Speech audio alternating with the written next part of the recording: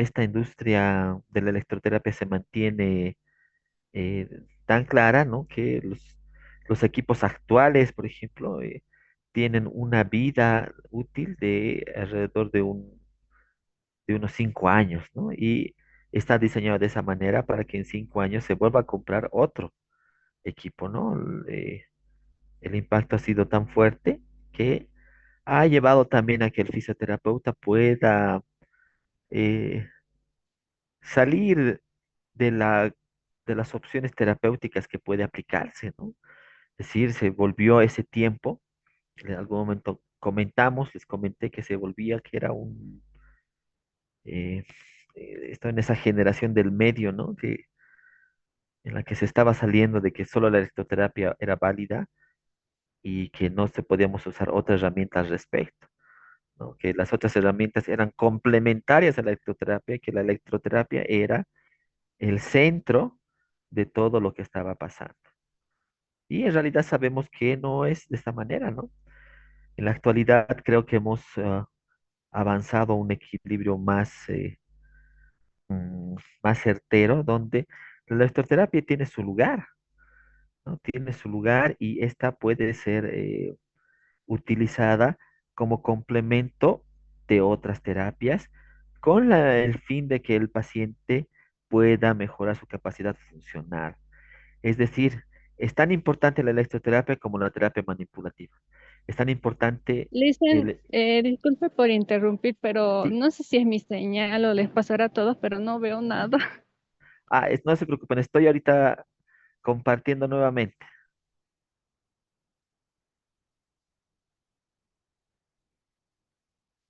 Ahora sí.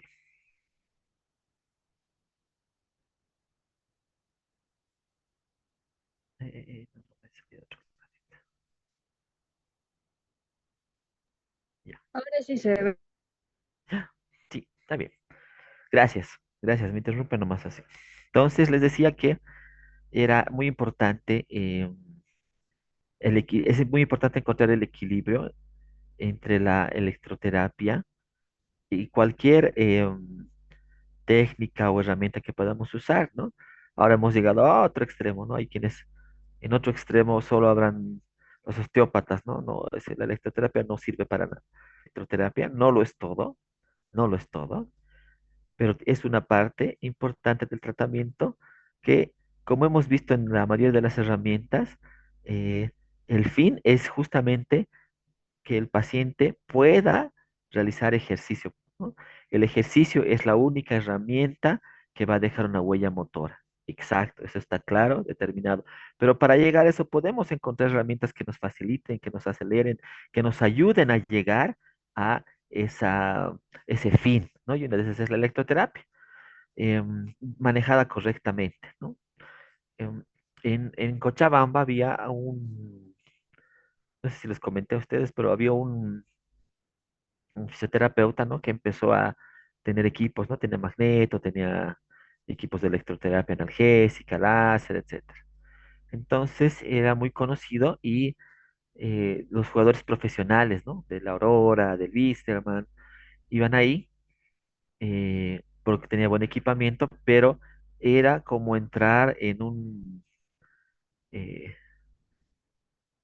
en una serie de aplicaciones sin medida, ¿no? O sea, todos los que iban ahí tenían se aplicaba campo magnético, luego pasaban a electroterapia, luego pasaban a aplicarse ultrasonido y terminaban, ¿no? O sea, era tal la concurrencia que tenían que tuvo que comprar más equipos. Entonces no había su sala de magneto, pero no había ninguna evaluación, no había ningún fin, no importaba si era eh, dolor crónico, dolor agudo, si hay inflamación, si había rotura, si había, eh, si era era crónico, era agudo. El tema era que a todos se les tenía que poner lo mismo y salía, ¿no? Se salía, ¿no? Y eran sesiones caras. Luego obviamente, los, el cuerpo médico de cada uno de los clubes entendió que en realidad era solo una aplicación sin ninguna medida, sin ninguna dosis, sin ningún uso racional al respecto. Entonces, hemos llegado a un extremo así, ¿no? Y justamente uno de los grandes problemas por los cuales la electroterapia ha bajado en su nivel de eficacia es cuando hemos empezado a trabajar la electroterapia y el dolor. Sí, es útil porque nos es útil en el deportista, ¿no? Y en el paciente. Entonces, la gran interrogante siempre ha sido, ¿no? ¿Qué corriente voy a aplicar para el dolor? Tengo tantas opciones para aplicar. ¿Y cuál? ¿Y qué uso? Uso TENS, uso interferenciales, uso BMS. ¿Qué uso para trabajar el dolor? ¿Y cómo lo hago? ¿Lo aplico? A todos se les pone lo mismo. La cosa es que sienta o no sienta, ¿no? Y nos ha llevado a trabajar en, en,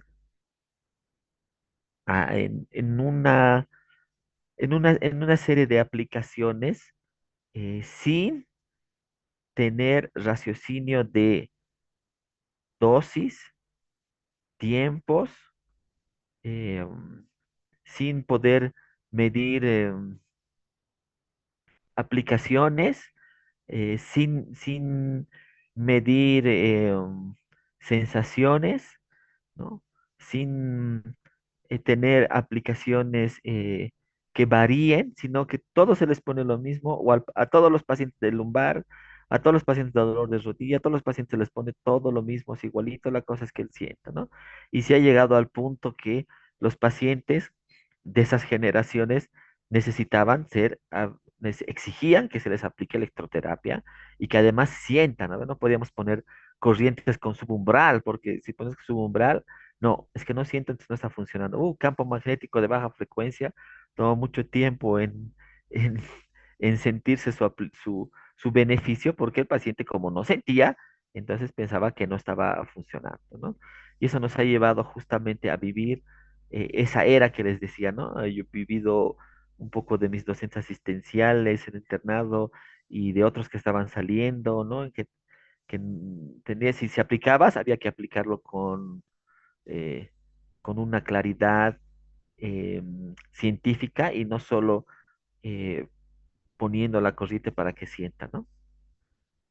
Entonces, en el dolor, el objetivo que tenemos en la electroterapia, en la electroanalgesia, sé que han llevado mucho de esto en electroterapia, así que voy a pasarlo, no nos vamos a entrar mucho a fondo, pero necesito volver a ponernos en contexto para cuando empecemos a trabajar ya patologías que estamos cerca. Entonces, es la electroterapia y el dolor. El objetivo principal de la electroterapia no es curar el dolor, por favor, ¿no? Que era el deseo de todos los pacientes y a veces el pensamiento del fisioterapeuta, ¿no? No es eso. El objetivo de la electroterapia es la inhibición del dolor, es cortar el transcurso, la transmisión de dolor, ¿no? Entonces, bien que es coherente usar la electroterapia para que nos facilite para poder hacer ejercicio, pero de ninguna manera es que la electroterapia tiene aspectos que van a cuidar o que van a curar o van a hacer desaparecer el dolor, ¿no? Esto es como a la aplicación de taping, como les decía, la experiencia era, ¿no? El paciente no sentía dolor y pensaba que tenía eso medicamento o ya con eso no había ningún problema y en realidad solo estábamos haciendo una inhibición del dolor para poder hacer lo que realmente necesitamos, que es ejercicio. Y esta inhibición puede darse, y esto es interesante, a nivel periférico, espinal, supraespinal, o periférico local, o espinal segmental, o suprasegmental. Es decir, que yo necesito saber en qué percepción del dolor está el paciente. El paciente está percibiendo a nivel periférico, pero ya ha pasado 6 meses y le sigue doliendo su tobillo. Sí, está bien. Puede, periférico no se refiere a que está sintiendo lejos del sistema nervioso central, sino periférico se refiere a que es un dolor localizado agudo, agudo. Entonces voy a usar corrientes que puedan inhibir el dolor a ese nivel. Cuando el nivel de dolor, cuando el dolor por X circunstancia permanece, ya no es pues un dolor agudo, sino es un dolor subagudo. Y la inhibición que tengo que realizar ya no es a nivel periférico, sino la inhibición es a nivel espinal. Es decir, tengo que usar corrientes que inhiban a nivel segmental, ¿no? Ya no, entonces muchas de las veces que usábamos poniéndole corrientes que solo inhiben a nivel periférico, y cuando el dolor ya había transcurrido, ¿no? Ya la percepción del dolor ya a nivel espinal, y ese paciente simplemente estaba recibiendo sensaciones que nunca iban a inhibir el dolor, ¿no? Como cuando vamos avanzando, el dolor no ha sido tratado, no ha sido curado por las razones, a inestabilidad de la articulación, no sé, tantas razones que puede haber, y ya ha pasado de la percepción espinal a una supraespinal o suprasegmental o central, ¿no? Son dolores que en su percepción sensorial tienen que inhibirse a nivel central, ¿no? Pasa, por ejemplo, mucho en nuestro ámbito de trabajo, en los esguinces crónicos, especialmente los esguinces de miembros inferiores, que llegan a tener percepciones centrales, ¿no? Entonces, no importa que le pongamos todo lo que hay corrientes que solo inhiban ese a nivel segmental o periférico, nunca va a tener efecto alguno. Estamos engañando al paciente, porque el dolor ya ha sido percibido a nivel del sistema nervioso central. Entonces, ¿qué buscamos? Cortar, ¿no? Esta transmisión de dolor para que nos abra una ventana terapéutica a la opción de trabajar ejercicio. Entonces, periférico, espinal y supraespinal o central. Entonces, ¿cómo basamos esto? Esta, esta guía de trabajo, es decir, ¿cómo voy a saber si estoy trabajando a nivel periférico, a nivel segmental o suprasegmental? ¿Cómo voy a saber si todavía el dolor permanece en agudo, subagudo, crónico? Justamente porque vamos a ver qué sistemas inhibitorios del dolor estamos trabajando en cada nivel. Cuando estamos aplicando cualquier eh, corriente, tenemos que ver que esta va a tener un efecto a nivel del sistema nervioso humoral, ¿no? Que obviamente eso va a tener efecto en un efecto analgésico, que es lo que estamos buscando. En el sistema nervioso humoral, cuando estamos trabajando a nivel uno, que implicaría un dolor agudo,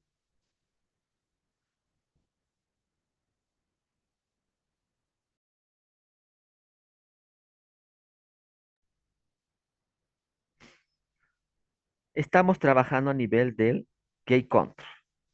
Entonces, estamos estimulando mecanismos neurofisiológicos que van a suprimir el dolor a nivel del gay control, ¿no? Ahorita vamos a ver algunas opciones. Cuando estamos trabajando en nivel 2, estamos trabajando una inhibición central del sistema 5-HT. O sea, ¿qué está pasando ahí?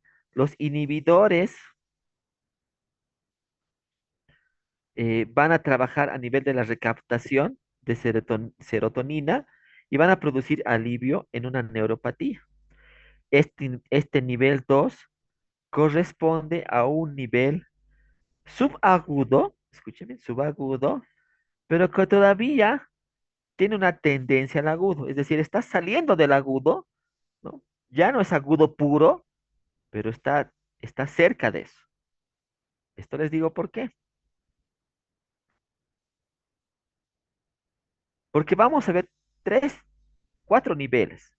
El tercer nivel es cuando estamos inhibiendo sistemas opiáceos y endorfínicos, es decir, estamos trabajando a nivel de endorfinas y encefalinas, que son neurotransmisores, ¿no? Producidos por el sistema nervioso central, que están modulando el dolor. Este nivel 3 corresponde a un dolor subagudo, pero que tiene una tendencia que está llegando al dolor crónico. Entonces vemos que el nivel 2 y 3 son un puente entre el dolor agudo y el dolor crónico. Ustedes saben que el dolor no podemos, si bien clasificamos de manera didáctica, ¿no? Agudo, subagudo crónico, en realidad en la clínica y en las percepciones no están así. Esto es como varias veces desde el ejemplo de una hemiplegia, ¿no? Que pasa por fases y las fases no son cortadas, ¿no? O sea, si se acabó la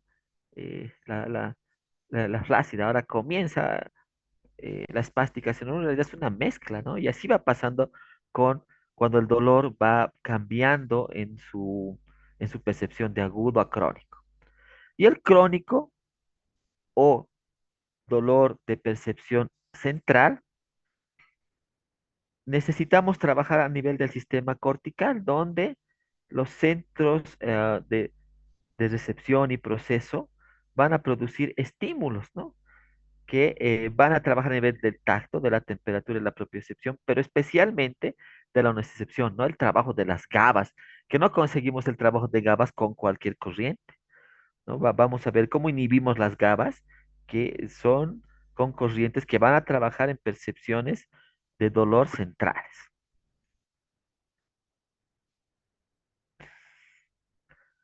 En el sistema nervioso humoral, entonces,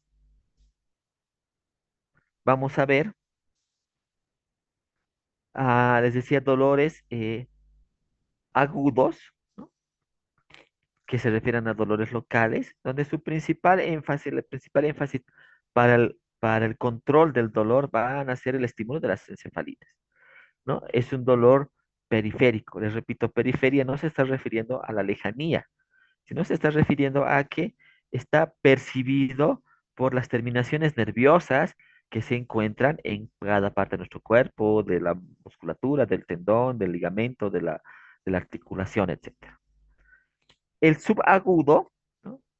Que tiene una inhibición,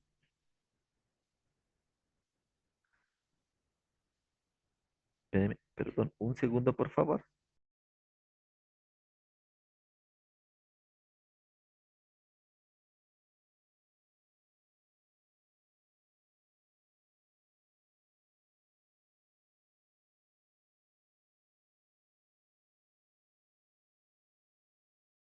Gracias, disculpen. Bien, entonces decía que el dolor subagudo,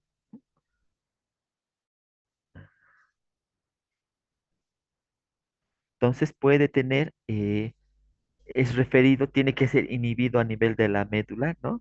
Y el trabajo principal va a ser en el trabajo de la serotonina.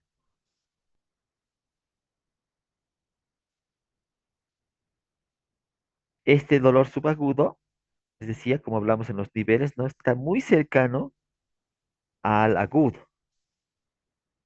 En cambio, en el dolor subagudo, en el que necesitamos trabajar eh, en la formación reticular con una mayor respuesta central, ¿no? Está muy cercano al dolor crónico, ¿no? Entonces, y el dolor crónico, ¿no? Donde requiere que trabajemos a nivel de las GABAs, inhibiendo las GABAs, ¿no? A nivel cortical, por supuesto que es un estímulo crónico. Es decir, necesitamos trabajar a nivel de, de corrientes que puedan llegar a ese nivel de percepción del dolor. Entonces, miren, que en realidad, ¿qué camino tomamos para tomar? No es poner lo que sea, ni tampoco es muy confuso, sino es saber qué nivel de inhibición necesito cortar y eso me va a permitir elegir la corriente y la técnica de aplicación que se requiere.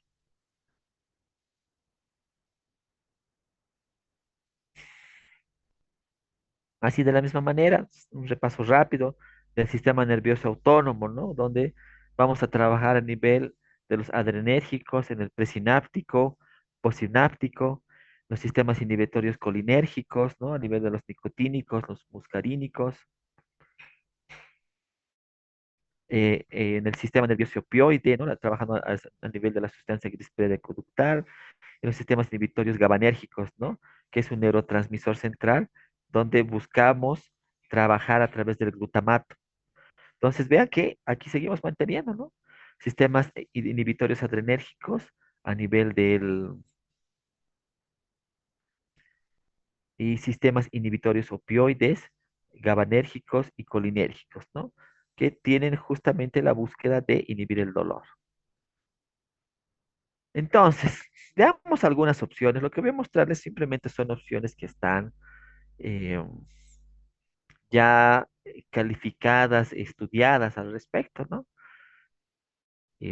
Por supuesto que hay más opciones para poder trabajar. Entonces, cuando trabajamos en hiperalgesias primarias, ¿no? Es decir, hiperalgesias primarias son dolores de percepciones periféricas, son dolores agudos, ¿no? Hay buenas opciones de trabajo con las corrientes galvánicas, ¿no? Las corrientes galvánicas que ahora sabemos que se trabajan a nivel subumbral, ¿no? Antes eran corrientes que trabajabas a nivel de un umbral sensitivo y lo que pasaba era que tenían mucha tendencia a la quemadura, ¿no? Cuando se trabajaba con equipos con los electrodos, de carbón, ¿no? Que esos necesitan un trabajo de guarniciones y tenías que tener doble guarnición y además había que aumentar cada cierto momento con una jeringa, volver a mojar los electrodos porque se secaban, ¿no? Entonces, si producían quemaduras fuertes, ¿ustedes han visto qué tipo de quemaduras puede llevar a trabajar?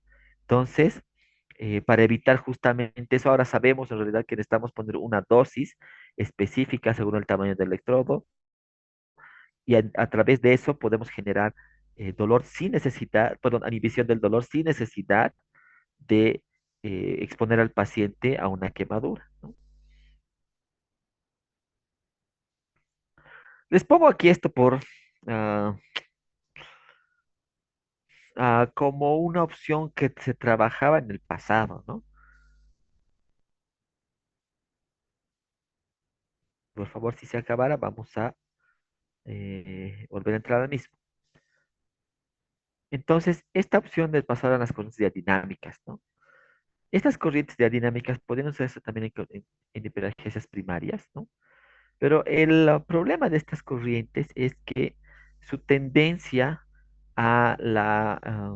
requerían un umbral sensitivo, eh, producían quemaduras. El otro problema de estas corrientes diadinámicas es que las fórmulas no eran exactas, es decir, DF, MF, CP, no, mejor CP, DF, no eran claras y ya no se producen a nivel europeo, ¿no? Es interesante si hablan con los que importan equipos. Las empresas que importan equipos a nivel Latinoamérica incorporan de manera extraordinaria las corrientes dinámicas, ¿no? Porque se sabe que aquí se sigue usando, pero ya a nivel europeo no se utilizan estas corrientes por justamente lo que les decía, ¿no? Eran inespecíficas en cuanto a sus dosis, sus efectos y tenían una tendencia a la quemadura por los efectos galvánicos que ocasionaban. Entonces, un equipo vamos a encontrar algunos que sí tienen corrientes galvánicas, perdón, corrientes dinámicas actuales, pero son muy pocos, ¿no? Y son así los que son requeridos para un cambio, no son modificados para tener corrientes dinámicas, cuando en realidad ya no se usa a nivel Latinoamérica, no, perdón, a nivel Europa, ¿no? Solo en Latinoamérica, aún en algunos lugares.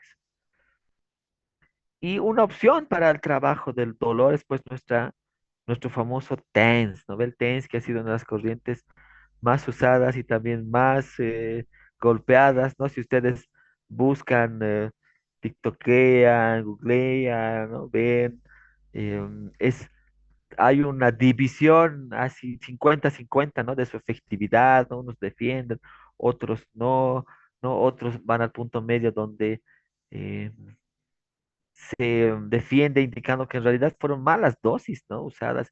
Se usaba para todo, no veas, con artrosis, tendinopatías, lumbalgias, todo era aplicar TENS, ¿no? Y en realidad el gran problema era que el TENS ha sido mal usado, ¿no? Porque es una corriente noble, ¿no?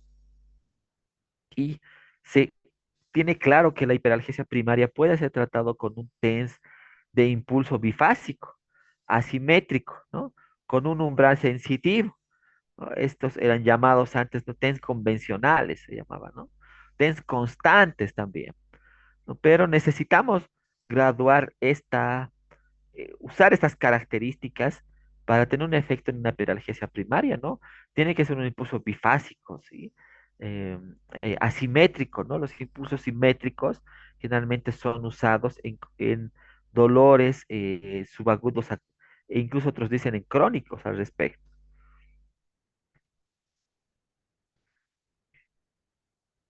¿no? Justamente, la hiperalgesia em, secundaria tipo uno, ¿no? La hiperalgesia secundaria tipo uno podemos entenderla como un dolor subagudo, ¿no? Que es el puente, ya saben, entre el crónico y el agudo, y una opción para trabajar a nivel de esa inhibición es el TENS, pero el TENS con características de ráfagas, ¿no? Los del llamado TENS en bursts, ¿no? Que eh, tiene una interrupciones en su expresión, ¿no? Y justamente son las ráfagas, por lo tanto son impulsos bifásicos asimétricos. La asimetría no se refiere a las ráfagas, sino a la característica de la corriente, ¿no? Y en esa característica vamos a encontrar eh, el burst, que incluso este puede ser modificado, ¿verdad? Generalmente se usaba un tense burst trabajando de una emisión de 2.5. Ahora podemos, o sea, venía fijo, ¿no? El equipo te venía así. Ahora podemos graduar eso, ¿no? Podemos ver el tren de impulso, cuánto tiempo va a durar, su fase inicial, su fase de reposo, etcétera. Se puede hacer maravillas, ¿no? Pero vemos que las opciones de trabajo en el Tensenburs van para un trabajo subagudo, ¿no? Otros se animan a decir que crónico, pero en realidad no hay un respaldo de estudios científicos que pueden decir que el TENS puede trabajar en crónico, ¿no? El TENS es una corriente que es la única que ha sido aceptada para trabajar analgesia a nivel de DCA, ¿no? A nivel de cáncer, ¿no? La que se ha visto que no genera efectos que puedan aumentar el metabolismo de las células cancerígenas. Este Tensen Burst, si bien se trabaja con un estímulo sensitivo, es decir, sensitivo, es también miotónico, es decir, hay una sensación y hay una contracción. Eso nos ha llevado a pensar de mala manera que tiene efectos a nivel muscular, ¿no? He visto poner TENS en burst en facial, ¿no? En parálisis faciales, porque es produciendo que por la corriente está produciendo algún trabajo a nivel de la placa neuromotora y no es cierto. No, no está diseñado para eso. Los TENS monofásicos estimulantes, sí, ¿no? Sí. Pero el TENS en burst, no porque produzca contracción, está produciendo eso. ¿No? A lo mucho las mayores defensas al respecto han llegado a decir que, bueno, como produce contracciones, como hay una, eh, una reacción miotónica, ¿no? Por los trenes, por las ráfagas, por los trenes de impulso, por los bursts, entonces que podría considerarse tal vez eh, una acción propioceptiva, ¿no? Pero en realidad sabemos que no está trabajando la musculatura de ninguna manera. Entonces, Eh, si vemos eso, por favor, así alerta, porque no es cierto, no está trabajando ningún aspecto muscular. Las dinámicas también eran consideradas,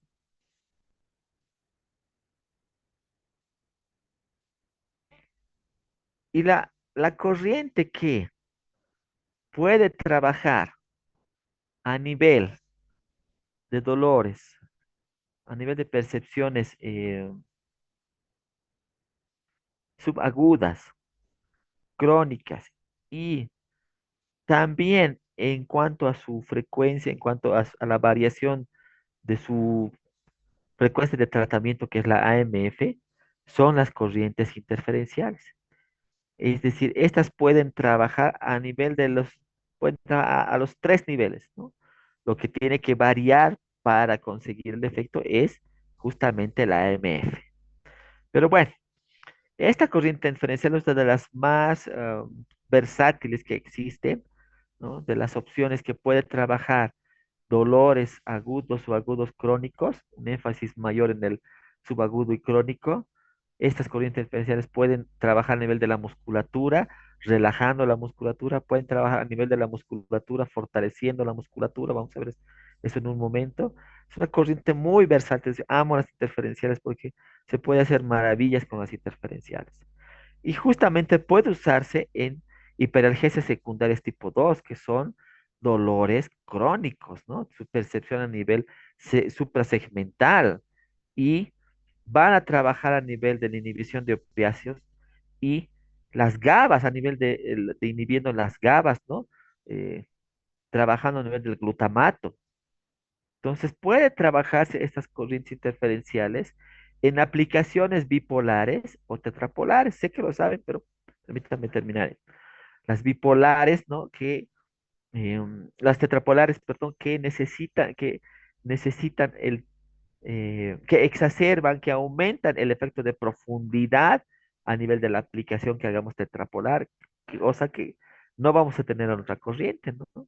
Que podemos aplicar, aunque podamos poner cruzado, o sea, la interferencia que se produce en las aplicaciones tetrapolares o cuadripolares aumenta el efecto de profundidad y nos va a llevar justamente a poder trabajar a nivel local, a nivel segmental, a nivel central y en aplicaciones a niveles de em, mecanorreceptores que pueden eh, tener implicaciones en el dolor. También se ha visto que la interferencial puede tener efectos circulatorios, ¿no? No bajar un edema, digamos, 100%, pero puede ser parte de la opción que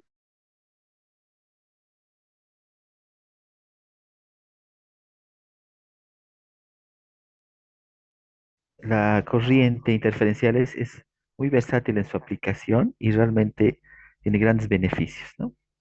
Y que podemos aplicar, les decía, no solo en las regiones, sino también a nivel de dermatomas, ¿no?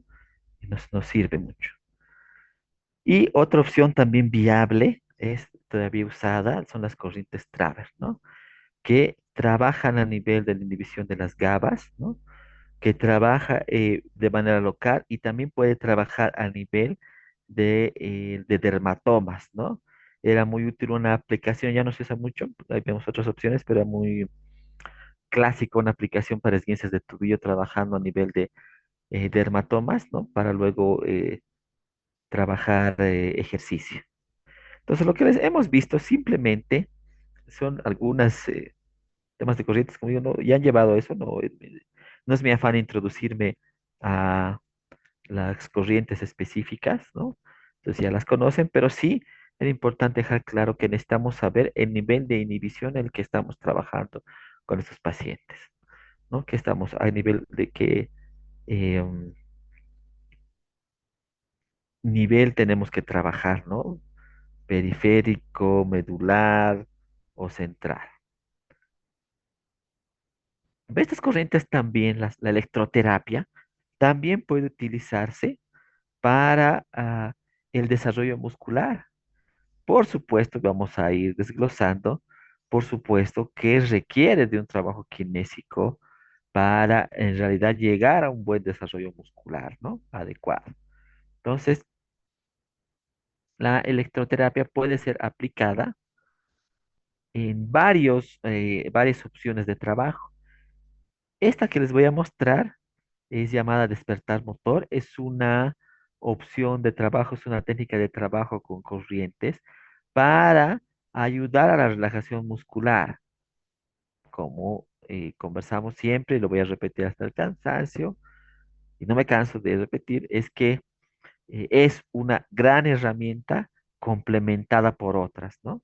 Y las otras complementadas por esta. Entonces, no es poner, digamos, este programa y listo, ¿no? No tengo que trabajar otros aspectos, trabajar elongación, puedo trabajar pues punción, ¿no? Puedo trabajar mazo, puedo trabajar tracciones, ¿no? Puedo trabajar ejercicios eh, según la región que necesite, ejercicios activos, es decir, hay que hacer un buen tratamiento usando las herramientas que podemos usar. Entonces, este despertar motor, ¿cómo va a influir a nivel de la musculatura?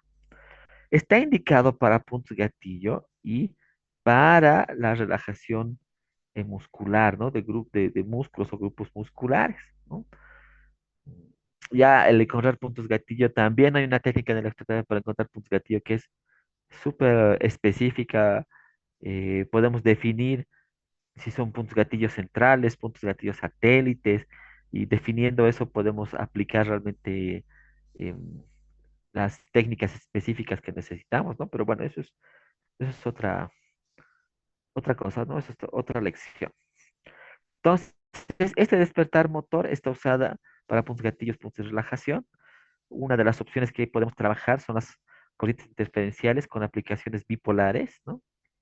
Y estas dosis, igual, las que muestro, son parámetros, ¿verdad? No es una receta seca, ¿no? Se trabaja con una frecuencia base de 2000 a 2500 hercios y la AMF, que en la corriente interferencial representa en realidad la, el uso, el,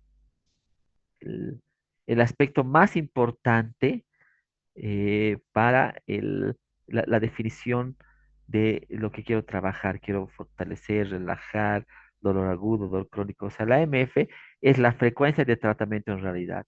Todos los otros aspectos de las corrientes diferenciales, la frecuencia base, espectros, etcétera, están alrededor de la AMF, ¿no? La AMF define qué vamos a trabajar. Entonces, una opción para relajación muscular es trabajar de 1 a 20 hercios, ¿no? Puede trabajarse entre 15 y 16 hercios la media para conseguir un umbral motor. Cuando se trabaja con umbral motor, cuando trabajamos en relajación muscular, la sensación del paciente no es lo prioritario. Por supuesto que hay que escucharle, ¿no? Si le duele, si es mucho una sensación de dolor intensa, etcétera. Pero en realidad lo que yo tengo que ver cuando estoy aplicando este despertar motor es contracción muscular. Necesito que contraiga, si no, no está relajando, no está trabajando los puntos gatillos, ni está trabajando la relajación como necesitamos. Otra opción también es las corrientes rusas, ¿no? Que son buenas opciones de trabajo que tienen parámetros similares a las interferenciales. Y ahí está su característica física. Entonces, ¿qué pasa en el impulso eléctrico que tiene una reacción miotónica? ¿No? Vamos a ver un aumento del proceso contráctil. Vamos a ver una liberación de calcio, ¿no? Muy importante para temas de dolor y de tensión muscular. Eso nos va a llevar a un aumento del proceso contráctil, obviamente, es decir, estas fibras ya no están atrapadas, sino están libres, y un aumento del ATP. Eso va a llevar al final a que el retículo sarcoplasmático recapture el calcio. Entonces, completa todo el círculo, ¿no? No tenemos un calcio estancado, sino un calcio liberado y recapturado. Liberado y recapturado. Entonces, nos lleva a que a eso, una contracción muscular normal, a una tensión muscular adecuada, ¿no? No nos va a llevar a una flacidez, pero sí una tensión muscular adecuada. Entonces, muy buena técnica, les repito, complementaria a otras opciones terapéuticas que podemos usar. Y es útil, ¿no? En el paciente deportista vamos a encontrar tensión, ¿no? A veces tenemos grandes grupos musculares, ¿no? Y el masaje va a ser insuficiente, a veces son piernotas gigantes, ¿no? Y tenemos que hacer varias actividades con él y con otros deportistas post competitivo. Entonces, una buena opción es iniciar con este despertar motor, con esta búsqueda de la relajación, de la tensión, ¿no? Es muy útil cuando estamos en competiciones muy seguidas, ¿no? Muy continuas y necesitamos recuperación muscular, ¿no? Y la recuperación es justamente esta, esta, mm, estos pasos que les he mostrado, ¿no? La liberación de calcio hasta la recaptura del calcio normal, ¿no? Y en el punto gatillo de manera específica va a llevar a la relajación. Esto porque a través de todo esto que hemos hablado del calcio, aumenta el riego sanguíneo, ¿no? Estimula la generación de endorfinas, puede considerarse una acción propioceptiva porque hay una contracción muscular y va a liberar la capacidad oxidativa, ¿no? Recuerden, vamos a ver eh, en el trabajo muscular que dentro de las vías energéticas, la capacidad oxidativa es una de las más importantes que necesitamos mejorar. Entonces, la otra técnica de trabajo que puede ser el inicio de técnicas para el desarrollo muscular, esta que les he mostrado era una opción de relajación. Esta que vamos a ver es ya la búsqueda del desarrollo muscular. Esta electrogimnasia pasiva es pasiva porque justamente es una aplicación de corriente a nivel muscular que no va a llevarnos a un desarrollo específico, sino va a mejorar el tono muscular y que está bien en un inicio, ¿no? Es una buena opción en un trabajo inicial, pero por supuesto que no va a llevar a un desarrollo muscular, pero sí va a ayudarnos a mejorar el tono. ¿No? Y es útil, por ejemplo, en pacientes posoperados, ¿no? Donde todavía no podemos tener movimientos articulares y necesitamos trabajar el tono, porque ya vamos, ya ese tono ha disminuido por el tiempo posoperatorio, por el dolor, la inflamación, etcétera. Entonces, no podemos hacer trabajos articulares inicialmente, pero ¿cómo hacemos para trabajar el tono si no podemos hacer un trabajo articular? Además de las opciones kinésicas, que sé que las están pensando, pues una opción es una electrogimnasia pasiva. No puede ser en pacientes inmovilizados, ¿no? Es decir, tenemos, no sé, un codo, el codo está inmovilizado, pero puedo trabajar hombro, ¿no? Puedo trabajar músculos de un paciente que acaban de quitarle su férula, su yeso, obviamente todavía tiene un rango articular restringido, no puede mover, está dolorido, pero necesito trabajar todo, entonces puedo trabajar con electrogimnasia pasiva. Y esta electrogimnasia pasiva es muy utilizada en tratamientos estéticos, ¿no? Van a ver que varios de los equipos que usan este tipo de trabajos buscan justamente aumentar el tono, ¿no? Aumentando el tono, vemos una mayor tensión en la piel y eso estéticamente es muy útil, ¿no? Entonces, ¿cuál es la característica de esta electrogimnasia, de esta aplicación de corriente a nivel muscular? Es que no va a existir rango articular. Es decir, es una aplicación pura de una corriente sin un rango articular, ¿no? No hay movimientos articulares. Y si no hay movimientos articulares, por supuesto que no va a haber un desarrollo muscular. Pero les repito, puede ser el inicio de nuestro desarrollo muscular, de donde vamos a trabajar de manera kinésica. Antes podemos empezar con electrogimnasia pasiva, ¿no? Una de las corrientes cercanas a producir esta electrogimnasia pasiva es las corrientes interferenciales, trabajando en modos bipolares, por supuesto, con eh, un nivel de trabajo miotónico, ¿no? Es decir, tengo que ver contracción muscular, ¿no? Y las opciones, las guías, los parámetros de trabajo son las frecuencias bases de 2000 a 2500, una MF de 30 a 50 hercios y les decía un umbral motor. Entonces, todo estamos aplicando corriente en este paciente, ¿no? Les repito, no va a generar fuerza, no va a generar desarrollo, o sea, no vamos a aumentar volumen muscular, ¿no? No vamos a llevar a una hipertrofia de ninguna manera. Entonces, cuando vemos, ya no hay mucho, ¿no? Pero antes había un boom de corrientes, ¿no? Que decían, bueno, te ponías a los abdominales y te echabas, digamos, te dormías, ¿no? Mientras ves tele así, no pasa nada, eso contrae y de repente tienes unos cuadrados, no es cierto, para nada. Primero sabemos qué corriente era. Y si digamos era una corriente que sí nos llevaba a un trabajo muscular, sin ejercicio no tiene opción de mejorar la fuerza. Sí el tono, pero no la fuerza. Otra opción también son las corrientes rusas, que puede trabajarse en frecuencias de 1000 a 2500 hercios, una frecuencia de 43 hercios, también eh, un espectro de 50 hercios. Se puede trabajar en estas corrientes rusas, así como en el TEN se puede sacar parámetros de los BURS, ¿no?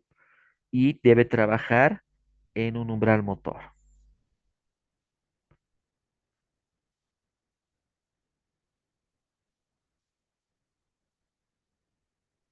Entonces, ¿qué hacemos? Existe un impulso eléctrico que va a activar en las características de la AMF y sus complementos fibras musculares oxidativas. aumentando el tono y dando firmeza muscular,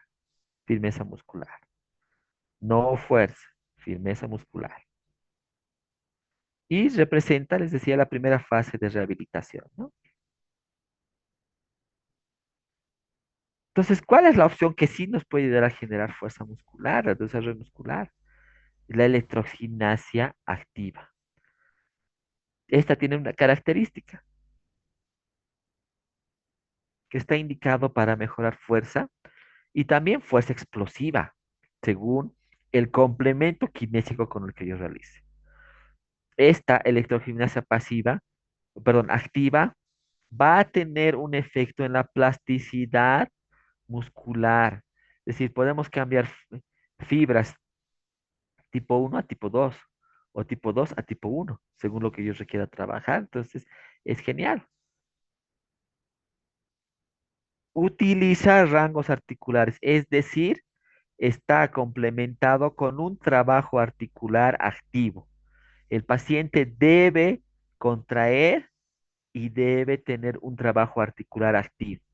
Incluso puede usar una resistencia externa para eso, ¿no? Pues vamos a ver que podemos usar corrientes interferenciales en aplicaciones bipolares con umbrales motores, ¿no?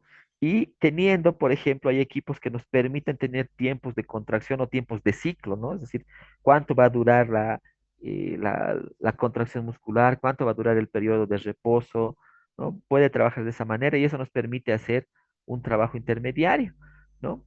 Por ejemplo, podríamos trabajar aquí, es una aplicación en un paciente que está en mesa de cuádriceps, ¿no? Y estamos trabajando los cuádriceps. Cuando el paciente levanta el brazo de la mesa de cuádriceps, entonces lo hace al unísono, lo hace de manera conjunta con la electroterapia.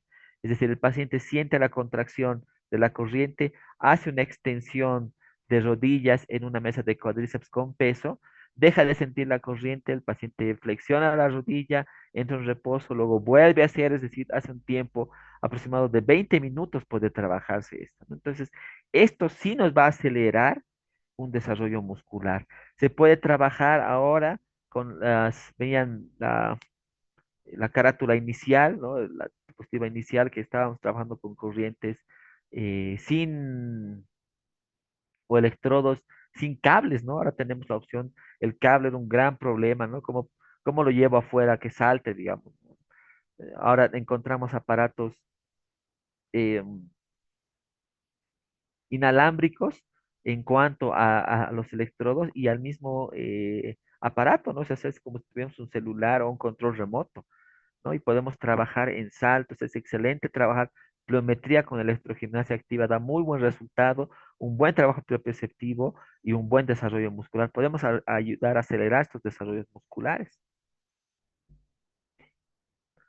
Y entre las opciones están las corrientes interferenciales, las rusas, las australianas, que son parecidas, no tienen características parecidas a las corrientes interferenciales. Ahora vemos corrientes BMS que pueden trabajar a ese nivel, es decir, hay más opciones ahora para trabajar porque se ha visto que el resultado es óptimo, ¿no? En recuperaciones, ¿no? Un paciente, le decía, inmovilizado, hipotrófico, hipotónico, podemos empezar a trabajar electrogimnasia pasiva, luego activa, no activa contra gravedad, contra resistencia en mecanoterapia, en campo de juego. Y las opciones que tenemos para el deportista son muy buenas opciones de trabajo. Entonces, ¿qué va a pasar?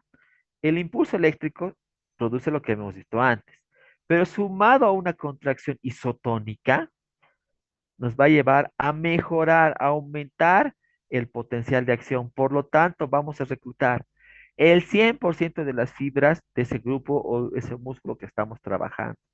Va a ayudar a metabolizar el tejido graso localizado. Entonces, por eso les decía que en esos aparatitos, ¿no? Que se ponen abdominales, etcétera, si no está trabajando un ejercicio isotónico, una contracción isotónica, el tejido graso no se metaboliza, ¿no? Simplemente mejora el tono, la tensión eh, a ese nivel, pero no disminuir. El tejido graso va a disminuir trabajando con ejercicios, es decir, haciendo contracciones isotónicas más un impulso eléctrico. Entonces, ahí sí vamos a ver inhibición. Entonces, todo lo que se ve en realidad ya no, antes se ve muy poco, ¿no? Pero antes era el boom, así no encontrabas, antes del TikTok, ¿no? Antes de todo eso había los canales de ventas, ¿no? Y en los canales de ventas, sí o sí, siempre había un aparato que decía fortalezca, vea mis abdominales, ¿no? Una panza y luego veías unos cuadraditos mientras estaba echado comiendo papa frita y el aparato se movía, pero en realidad no es cierto, ¿no? Sí, está comprobado lo que es el impulso eléctrico que lleva a nivel muscular sumado a una contracción isotónica. Bien. am, Todavía tenemos que ver dos aspectos más de la electroterapia. Vamos a ver cómo trabajamos a nivel de la inflamación o de la elongación. A nivel de la inflamación también, ¿no? Es decir, podemos trabajar a nivel de los inflamatorios y cómo vamos a ver mañana las técnicas que podemos usar para trabajar elongaciones musculares, ¿no? Les hablé algún momento, pero ahora vamos a de manera específica, vamos a eh, ver a profundidad las técnicas que nos pueden servir. Esto y es muy útil en el deportista, ¿no? El deportista que está dolorido, que está con acortamiento muscular, etcétera.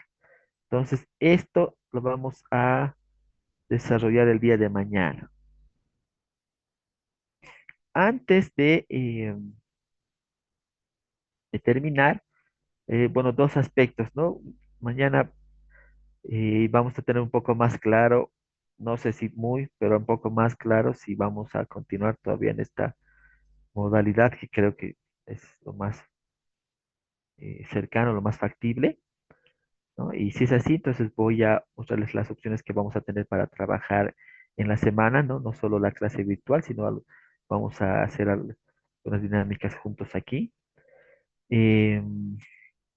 Eso, mañana, terminando la clase, voy a darles las indicaciones si es que no tenemos novedades, ¿no? Entre, entre las voces hablan que podríamos tener novedades esta noche, puede que no, puede que solo se dice. Bueno, solo vamos a ver mañana entonces de manera virtual. No se van voy a llamar lista por favor antes de que termine. Después lo otro, por favor, que podamos conversar mañana es, bueno, primero quiero felicitarles por todo lo que se ha hecho en los Juegos Nacionales Docentes. Ha sido el, el el aspecto que ha lucido estos juegos.